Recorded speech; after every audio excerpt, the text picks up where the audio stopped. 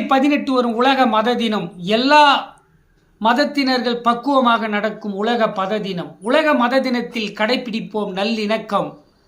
எல்லா மதத்தினரும் ஒன்றி பேசினால் சொல்லிணக்கம். அனைத்து மதத்தினரையும் மதித்து சொல் வணக்கம். எல்லா மதத்தவர்களும் இந்தியாவில் இருக்கிறார்கள் இணக்கம். மதங்கள் மக்களிடையே ஏற்படுத்துகின்றன நல்ல தாக்கம். அன்பாய் மனதை திருப்புங்கள் மதத்தின் பக்கம். பாரம்பரிய மதங்களின் கீழ் வருகிறது பௌத்தம். பௌத்த மதத்தில் சொல்லி இருக்கிறார்கள் நல்ல கருத்தும். உலகெங்கிலும் கிறிஸ்தவர்கள் கடைபிடிக்கிறார்கள் வாக்கு தத்தம். அனைத்து மதங்களும் கடைபிடிக்கின்றன அன்பெனும் தத்துவம்.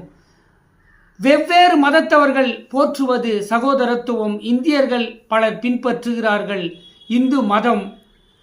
உலக மத தினத்தில் யாருமே பார்க்கக்கூடாது பேதம். இந்து மதத்தவர்களுக்கு பகவத்கீதையே வேதம். உலகம் முழுவதும் தொழுகிறார்கள் இஸ்லாம். இஸ்லாமியர்கள் ஒருவருக்கொருவர் போடுவார்கள் சலாம். இந்தியாவின் விஞ்ஞானியாக சிறந்து விளங்கினார் கலாம். இஸ்லாமியர்களுக்கு இனிய இதயமே குரான். கிறிஸ்தவர்கள் சபைக்கு எடுத்து செல்வார்கள் பைபிள். கிறிஸ்தவர்கள் பைபிளை படித்திருப்பார்கள் ஜெபத்தில். பைபிளை கொண்டு வராவிட்டால் இருப்பார்கள் கோபத்தில். பைபிள் இருக்கும் கிறிஸ்துவர்களின் கையில். பைபிளை மறக்காமல் எடுத்து வைப்பார்கள் பையில். உலக மத தினம் வருகிறது மாதம் தையில் என்று உலக மத தினம் பற்றி கவிதை தொகுப்பை வாசித்து முடிக்கிறேன்.